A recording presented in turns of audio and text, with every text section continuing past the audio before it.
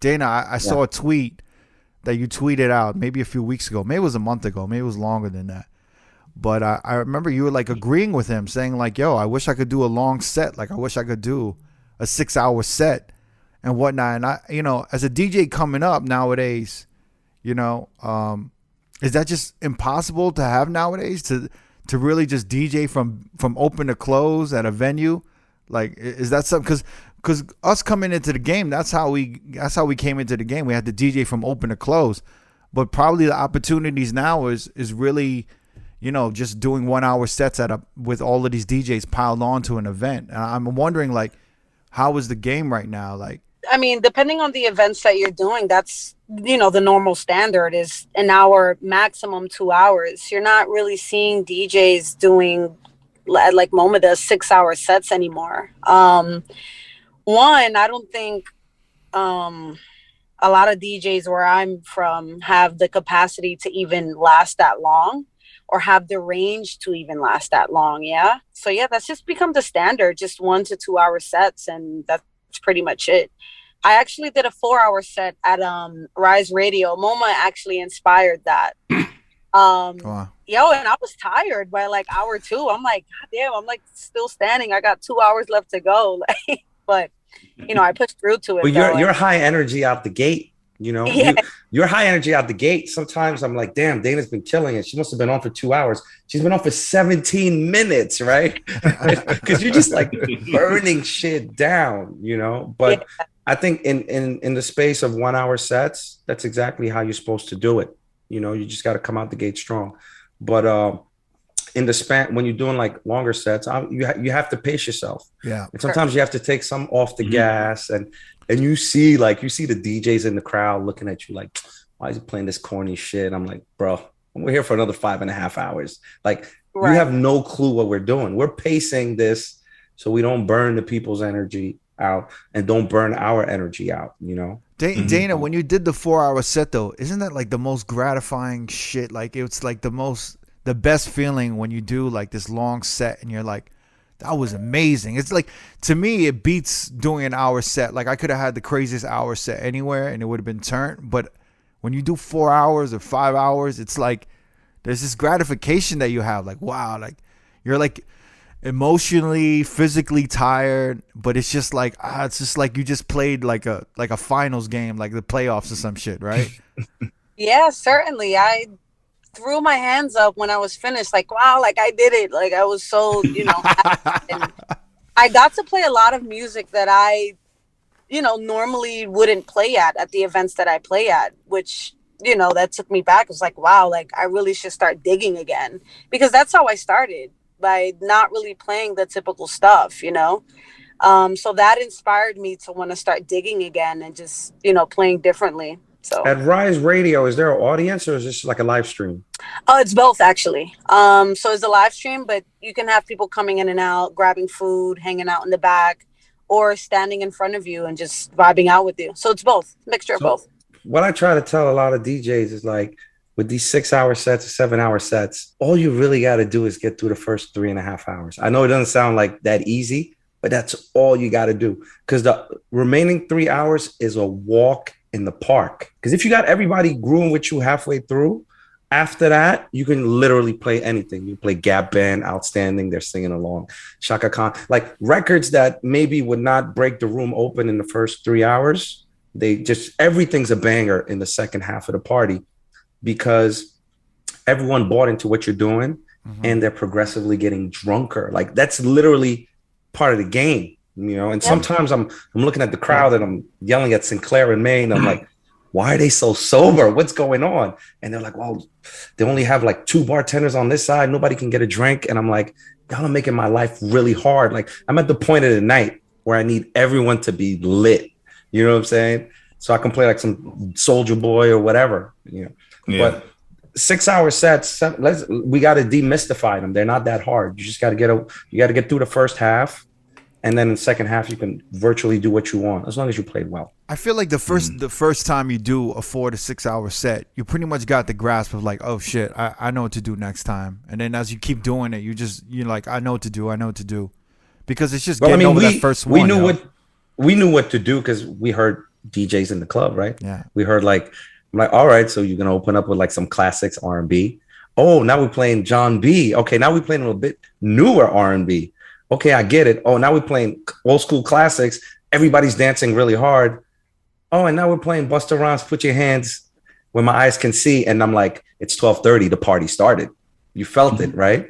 And then at some point they brought in like the early dance hall set that everybody started playing at midnight. Well, yeah. I mean, that's an important point there was at that time. You know, Dana, let me know if you're done hearing about this old man shit. But like at the time, there was like some. At the time, there was some structure, right, that we all followed because it was like we took them down. Or it was like classics, R&B, hip hop, and then towards the end of the night, it was like anything goes. You actually it was like classic '80s. You could like mix it all up.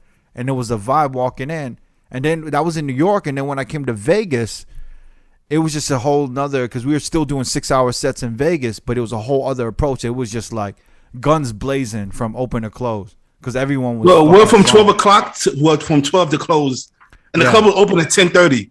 But by 12 o'clock, you got to fucking get that room going. Yeah. No, but even come on. But fam, there were some times in those big rooms at 11, it was fucking packed. You had to just go in, but not go in. You know what I mean? Like, so it was like nonstop. It wasn't like, oh, I could just play some. You couldn't warm up. Nah, you could take an hour and a half to warm up. You just gotta go in right away. Yeah, and keep it going. Yeah, till like I think our hours were like 10:30 to 4, and then sometimes 5 or 6 a.m. So we were doing crazy sets in Vegas back then.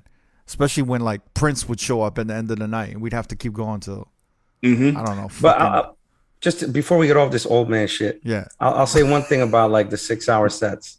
When I used to play 6-hour sets, coming up as like just a working DJ, every time the house lights came on at 4, the room was packed. You know, everybody was still whining on people. People didn't want to leave.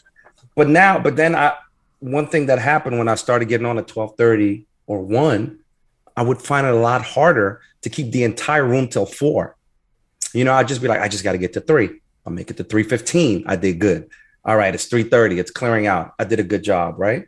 But it's one thing about people going on a journey with one DJ who kind of has an idea of how the night's going to go. Right. And every time when I used to do the whole night by myself, it was just amazing when the house lights came on and you could see everybody sweating, hair all fucked up, some dude trying to like back some girl or whatever. And that's the one thing that with these sets, the longer you play, the easier it gets. You know, it's almost like a runner. They have this thing when people run, they call it the runner's high. Yeah. So you're running, you get through like mile 1 or 2, mile 3, like I'm done. I got nothing left. And then you catch this high midway through mile 3, and then you go for like another 3 miles, you know? Yeah.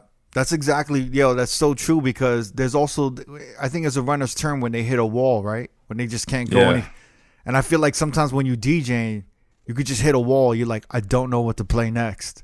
Like, holy That's shit. That's the worst feeling. Yo, I literally have nightmares, of like me. I've had this nightmare like multiple times of me DJing, and I'm spinning, and I don't know what to play next, and the song runs out, and I still. That's a common dream, right? That's a common dream amongst DJs. Have you? I just had that dream last night. I've had that. Where I'm like in front of a huge crowd, and I'm trying to search on my laptop, but nothing's coming up. I'm searching. But then the song runs out, and it's dead air, and everyone's just looking at me, and I'm still thinking like I don't know what to play. So that physically happened to me once because I was DJing my homegirl's birthday party, and it was like all edibles. You know, like the food was infused. You know, it was edibles everywhere, right? Wow. And I had 2 of these like cookies or something, and I can't DJ high. That's my thing. And I was so high, nothing came to me. The only song that came to me was Gypsy Woman. La da dee, la dee da, la da dee, la. And I'm playing it, and it's running out, and I ran it back from the top, right? And then I was just like, I don't know what to play. At the time, Disclosure was huge, and I just typed Disclosure, and I played every Disclosure song by order of BPM for about 2 hours, right? Everyone was so high. When I got off the set, in my mind, I was like, this is the worst DJ performance of my life. And everybody was like, yo, you killed it. You were out of your mind. You were unconscious out there. I was like, y'all some high ass motherfuckers. I played Gypsy Woman twice, and then ran through 15 disclosure records by BPM. There's something about being on their level too. Like you were on their level in that moment. That's right. You know what I mean? Like we talked about that. Like sometimes just having a drink for me just gets me on like a low level with the crowd, and I'm good. Yeah. Versus being like the sober dude in the DJ booth trying to like DJ to these drunk people. You know what I mean? Dana, Can I share something that happened to me at Elsewhere? Yeah. Actually, I want to ask Dana a quick question. Dana, do you drink when you DJ? I've actually been sober for the past couple weeks. I've been like trying to DJ sober, and it's really it's one of the hardest things I've had to do, yo. It's not easy. I definitely drink, not all the time though, but I do more than I don't. But it's not easy DJing sober for me. It's not easy because you got to like deal with drunk people in your face and you know, having that block, like, oh my God, I don't know what to play next. Yeah. When that happens to me, like 7 times out of 10, I'll just completely cut the music and talk on the mic while I'm looking. For real? Oh, yeah. Wait, you got to hear her mic game. Her mic game is incredible, bro. Incredible. Like she connect with any audience. You know, her voice is just as good like on the mic. Some people don't really have a good microphone voice. Her voice is amazing on the mic. And she can sell anything. You know, sometimes I'm envious. I'm not gonna lie. I'm like, she can fucking sell anything out there. You know, that's a superpower. Thank you. Our voices are instruments in itself, so I utilize it as much as I can, and it saves me. I'm not gonna lie, it saves me a lot of the times when I don't know what to play next. I'll cut the whole show. It's so funny how it's like crucial now to be on the mic, yo. Like you cannot not be on the mic now. Where like literally almost the whole decade of 2000s, like no one was on the mic. It was like a fucking rare thing for anybody to be, especially on the fucking West Coast, man. You never heard motherfuckers on the mic on the West Coast ever. Now it's like everyone's on the mic on the West Coast. EDM DJs are on the mic. Yeah, you know, festival EDM DJs are on the mic now. They used to just like clap. Right? Yeah. And now they're just like 1, 2, 1, 2, 3, let's go. We got to give them something else to say besides 1, 2, 1, 2, 3. They just gotta change the languages, you know, like do. They have to do like in Spanish and French and all in German and just change this shit up. That's literally all right. I see in an EDM recap. It's like when the EDM recap is like 1, 2, 3. And then fucking and then it's like compressed air, so you can't even hear the song that's playing. It's like oh man. But wait, so Dana, are you looking forward to doing more sets like, you know, from 4 to 6? Is that even possible and shit in New York now? Yeah. I think I'm at a point in my career where I kind of want people just want to come out for me, you know, like as an artist. I'm working on original like music and content, and you know, my mentor, he mentioned something to me. I'll never forget this. I tell him this to this day. Do you guys remember Pacha's, the nightclub Pacha's, like back in the day? Pacha, like on the West Side? No, in New York, when like Pacha's was open. It was like a really big nightclub, like full of like EDM DJs. Yeah, I remember that. Yeah, Pacha, yeah. Pacha Club, yeah. I got a gig there like once. It was like in the basement, and I was like really excited to tell like my mentor at the time. I'm like, yo, like I'm DJing at Pacha's. I'm so excited. And he was like, yeah, that's cool, but it would be even better if all those people came out for you. So that always stuck with me, you know? So I think I'm at that point in my career right now where I kind of just want like, you know, people coming out for me, moving as an artist, you know? So I'm doing that transition between artist and DJ. So, yeah, I mean, they complement one another. And then the fact that you have your own parties, TYC, you know, that means you can program yourself to DJ 5-6 hours for whatever you want to do, you know? Sure. Yeah, certainly. If you want to check the full episode of this clip, click the video on the left. Or if you'd like to continue watching more road clips, click the video on the right. Don't forget to subscribe to our YouTube page and get updated on new clips and videos from R.O.A.D podcast throughout the week. Peace.